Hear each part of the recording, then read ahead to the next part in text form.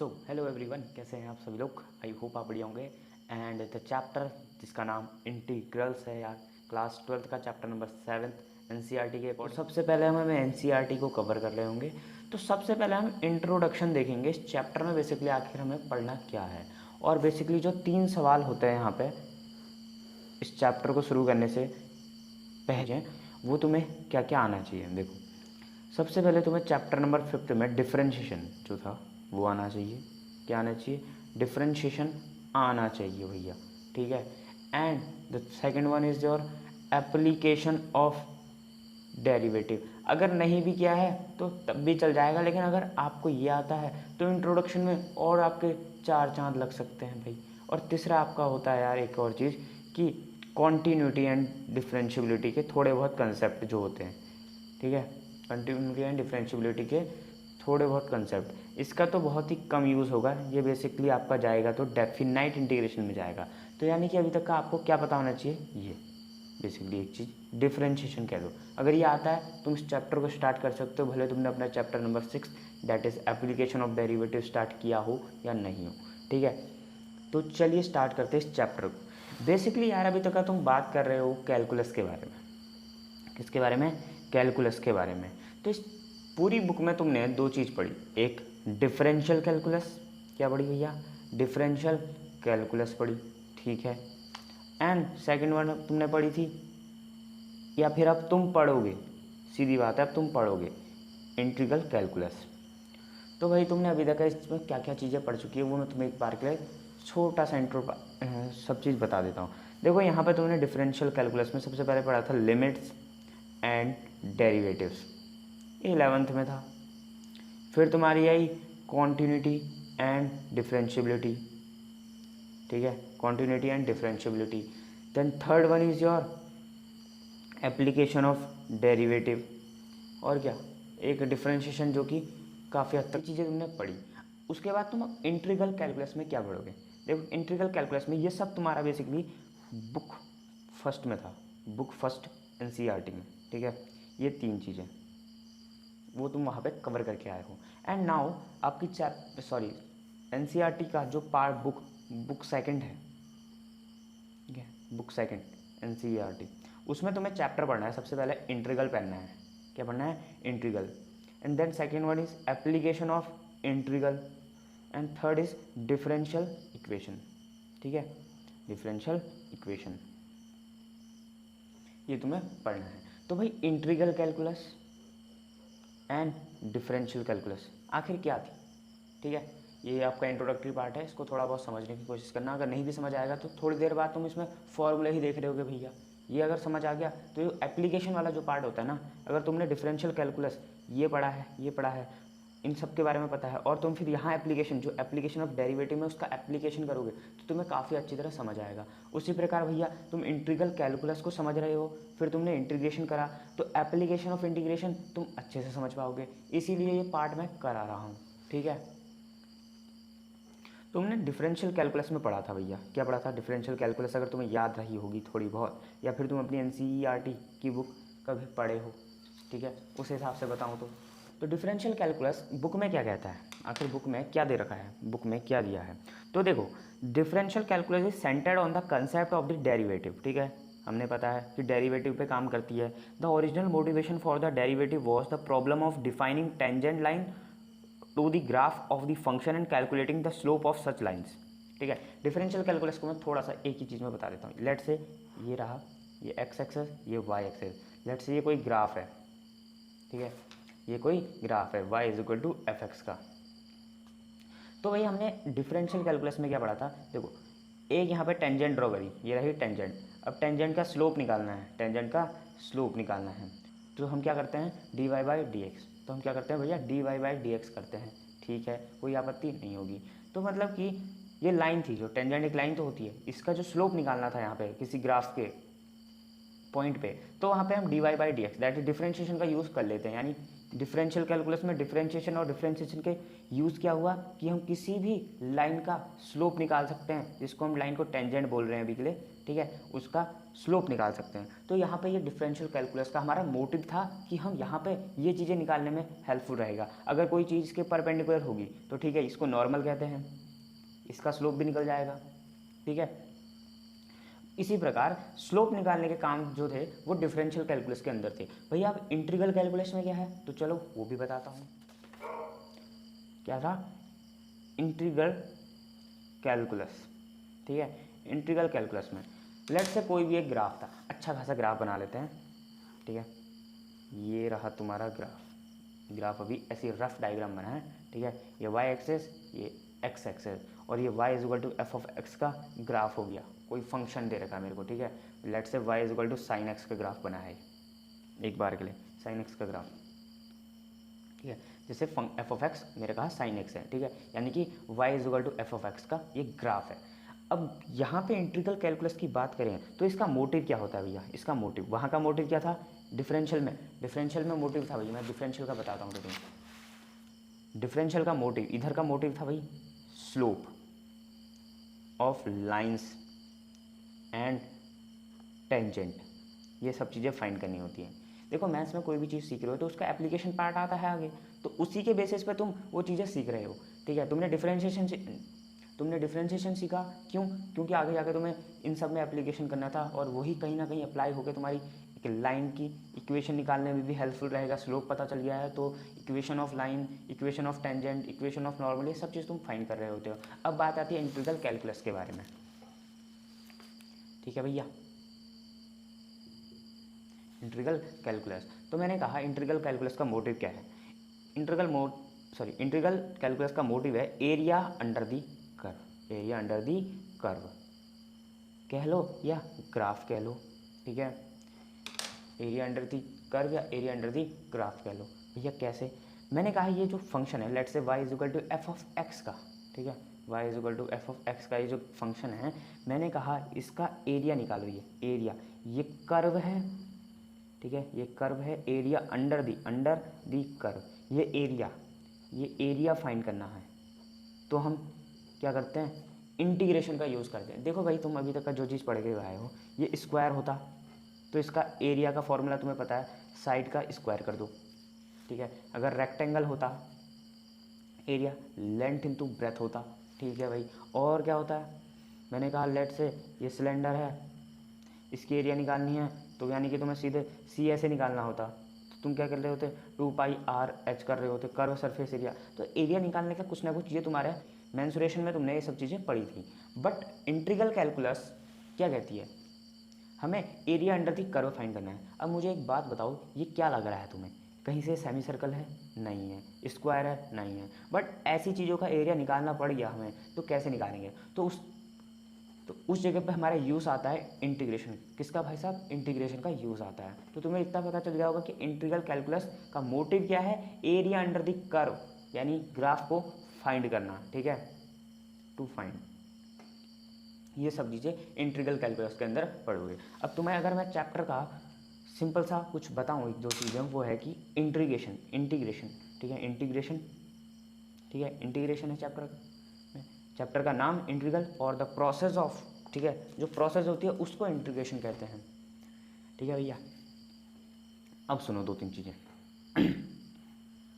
तुम integral chapter में क्या पढ़ोगे? चैप्टर नंबर 7 जो है, चैप्टर 7, इसमें तुम्हें सबसे पहले पढ़ना है इनडेफिनाइट इंटीग्रेशन, ठीक है। ये दो तरह का होता है, इनडेफिनाइट एंड डेफिनाइट। तो बेसिकली तुम अपनी आधी बुक 7.1 से लेके 7.7 तक इनडेफिनाइट कर रहे होगे, और 7.8 से लेकर 7.11 तक डेफिनाइट, और मिसलेनियस में तुम्हारे सारे प्रकार के क्वेश्चन का मिक्सअप होता है, ठीक है।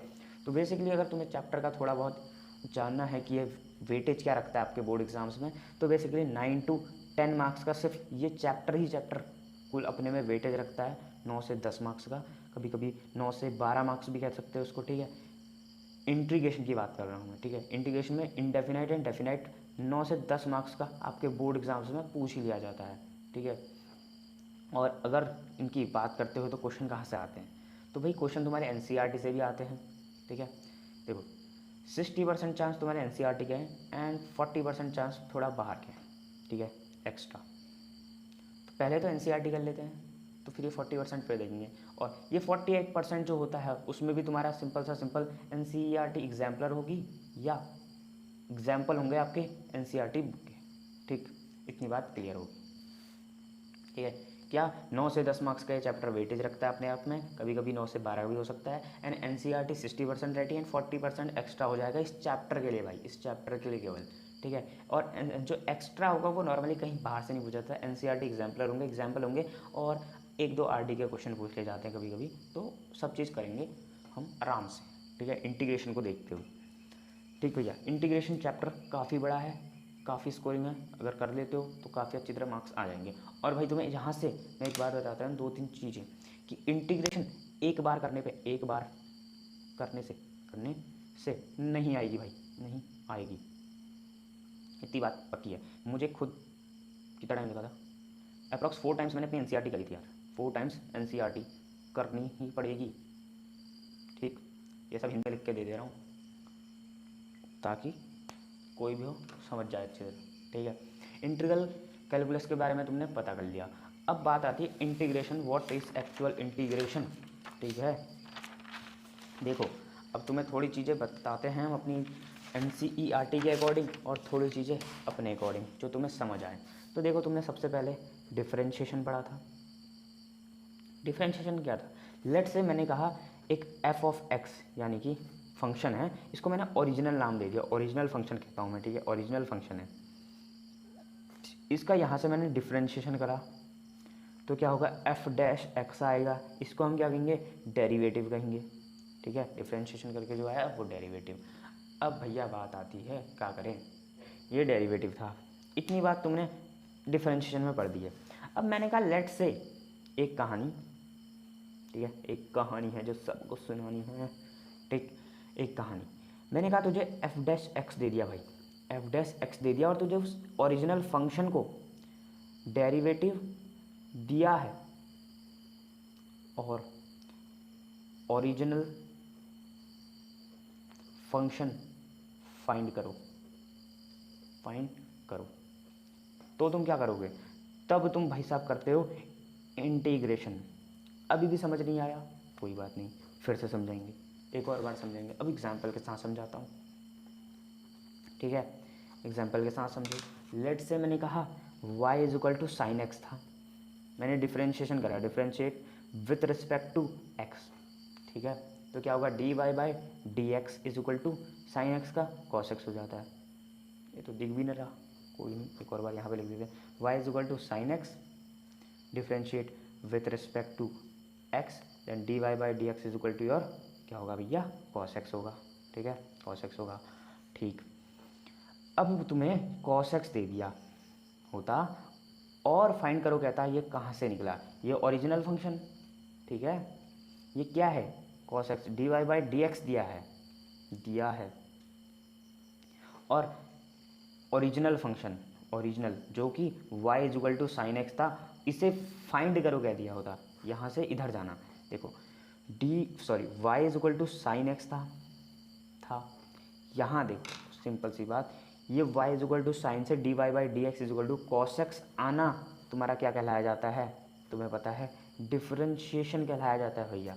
अगर मैंने कहा इस डेरिवेटिव को दिया गया है तुम्हें, ठीक है, ये डेरिवेटिव तुम्हें दिया गया है और इससे तुम्हें इस ओरिजिनल फंक्शन को फाइंड करना है, इस प्रोसेस को इंटीग्रेशन कहते हैं, क्या कहते हैं, इंटीग्रेशन कहते हैं। और तुम्हारी एनसीईआरटी में तुम्हें एक चीज़ दी गई है भैया, वो है क्या, integration. Integration is the inverse process of differentiation, differentiation, ठीक है। तो भैया तुम्हें डिफरेंशिएशन पता था कि एक फंक्शन होता है जिसको हम लेट से एफ ऑफ एक्स कह रहे हैं, मैंने कहा ओरिजिनल फंक्शन था, उसको मैंने डिफरेंशिएट करा तो एफ डैश एक्स मिला, उसको हम डेरिवेटिव कहते हैं, ठीक है। अब एक कहानी ऐसी थी कि तुम्हें डेरिवेटिव दिया होता और कह दिया तुम्हें ओरिजिनल फंक्शन फाइंड करो भैया, ओरिजिनल फंक्शन फाइंड करो, तो तुम क्या कर रहे होते, तो तुम करते इंटीग्रेशन, यानी कि एफ डैश एक्स दिया हो और ओरिजिनल फंक्शन फाइंड करो कह दिया, तो तुम जो प्रोसेस लगाओगे उसको इंटीग्रेशन कहते हैं। क्या कहते हैं? इंटीग्रेशन कहते हैं। वैसे ही यहाँ पे एग्जांपल था कि y is equal to sine x मेरे को फंक्शन दिया गया था जो कि ओरिजिनल था, उसको मैंने डिफरेंशिएट करा तो dy by D x is equal to cos X आ गया। ये होता है डेरिवेटिव। इस डेरिवेटिव को वापस इस डेरिवेटिव का इंटीग्रेशन करोगे तो तुम्हें वापस वो ओरिजिनल फंक्शन मिल जाएगा। ठीक है। ऑपरेटर। सो भाई अब बात करते हैं ऑपरेटर ऑफ इंटीग्रेशन। ठीक है, ऑपरेटर ऑफ इंटीग्रेशन। तो भाई तुम ये देखते थे डी बाई डी एक्स, ये जो होता था ऑपरेटर ऑफ क्या था? ऑपरेटर ऑफ डिफरेंशिएशन था कि नहीं? अब बात आती है इंटीग्रेशन। तो ये वाला जो साइन होता है ना, ये इंटीग्रेशन का ऑपरेटर होता है, ऑपरेटर ऑफ इंटीग्रेशन। इतनी बात क्लियर होगी भैया? कोई आपत्ति नहीं होगी। ठीक है, ऑपरेटर ऑफ इंटीग्रेशन है। क्या है? Operator of integration. ठीक है सर जी। अब मैंने एक चीज़ तो कहा था तुमसे, इन्वर्स प्रोसेस ऑफ डिफरेंशिएशन। भैया इन्वर्स प्रोसेस ऑफ डिफरेंशिएशन क्या रखा है भाई? फॉर्मूले भी इस चैप्टर में काफ़ी हैं, तो लेट्स से एक फार्मूला निकालते हैं। तो देखो मैंने D by D x of sine x करा था तो क्या आया? कॉस एक्स आ गया था। ठीक है, अब लेट्स से मैंने कहा D sine X is equal to cos x D X होगा। सिंपल सी बात है, यही होगा कि नहीं? अब बोथ साइड इंटीग्रेशन का ऑपरेटर लगाते हैं। ठीक है, बोथ साइड इंटीग्रेशन का ऑपरेटर। तो डी साइन एक्स दे रखा है is equal to cos x D X दे रखा है। ठीक है, तो ये क्या हुआ? मैं इसको इधर लिखता हूँ, इसको इधर लिखता हूँ, कॉस एक्स डी एक्स। और भाई ये इनवर्स प्रोसेस थे तो ये कट जाता है, is equal to sine X आ गया कि नहीं आ गया? एक बार के लिए ये देखो, integration of cos x D x, integration of cos x D x is equal to sine x. अब तुम्हें आगे बात समझ आएगी जो कि मैं बात कर रहा था कांस्टेंट ऑफ इंटीग्रेशन की। ठीक है, कांस्टेंट ऑफ इंटीग्रेशन की। तो मैंने कहा let say y is equal to sine x plus 2 दे दिया, इसका d Y by D x क्या होगा? कॉस एक्स होगा भैया। ठीक है, क्योंकि साइन का डिफरेंशिएशन कॉस होता है और ये जो कांस्टेंट 2 है इसका 0 होता है, तो बेसिकली साइन का कॉस एक्स और इसका 0, cos X plus 0 cos x ही होता। लेट से फिर से एक और फंक्शन दे दिया मेरे को, एफ ऑफ एक्स दिया है साइन एक्स प्लस 3, तो इसका फिर से differentiation d Y by D x कर रहा होता तो मैं क्या आता? Cos x. ठीक है, और 3 का हो जाता 0। अब मुझे कह तो दिया भाई, देखो मुझे डेरिवेटिव दिया ये कॉस एक्स, भैया डेरिवेटिव तो था। ठीक है, ये ऊपर की कहानी यहाँ से यहाँ पे मैच करना। तो इंटीग्रेशन ऑफ कहा मेरे को, इंटीग्रेशन ऑफ कॉस एक्स, ये डेरिवेटिव था with respect to d x. क्या होगा? तुमने अभी देखा कि integration of cos x equal sine x होता है। ठीक है, साइन एक्स होता है। अब देखो यहाँ पे फंक्शन थे ना, ये देखो यहाँ देखो, सिंपल सी अभी यहाँ देखो, साइन एक्स प्लस 2 का डिफरेंशिएशन करा तो कॉस एक्स आया, एफ साइन एक्स प्लस 3 का डिफरेंशिएशन करा तब भी कॉस एक्स आया। ठीक है भैया, अब मैं इंटीग्रेशन ऑफ कॉस एक्स करता हूँ, ये डेरिवेटिव जो दे रखा है इसका इंटीग्रेशन करा तो मुझे क्या मिलेगा भाई? साइन एक्स प्लस 3 लिखूँ या साइन एक्स प्लस 2 लिखूँ? क्या लिखूँ? बात आ गई ना कि भाई ये मेरे को d Y by D x जो डेरिवेटिव दिया है उसका डेरिवेटिव मुझे कॉस एक्स दे रखा है, इसका मैं इंटीग्रेशन करूँगा भाई। ठीक है, इंटीग्रेशन करा मैंने कॉस एक्स का डी एक्स। तो भाई अब मुझे क्या मिलेगा? देखो इसका डिफरेंशिएशन करके भी हमें कॉस एक्स मिला, यानी कि कॉस एक्स क्या है? इसका डेरिवेटिव। इसका डिफरेंशिएशन भी करा तो हमें कॉस एक्स मिला, तो यानी कि कॉस एक्स इसका भी डेरिवेटिव। ठीक है भैया, हमने मान लिया। अब हमने कहा integration of cos x D x लगा रखा। ठीक है, कॉस एक्स डी एक्स लगा रखा, तो मैं क्या लिखूँ? साइन एक्स प्लस 3 लिखूँ या साइन एक्स प्लस 2 लिखूँ? ठीक है, क्या लिखूँगा? तो इसके लिए जो हमारी प्रॉब्लम थी ना भाई, वो सॉल्व होती है इससे सी। ठीक है, बहुत सी किताबों में सी लगाया जाता है, वरना किसी में ऐसे लगा दे।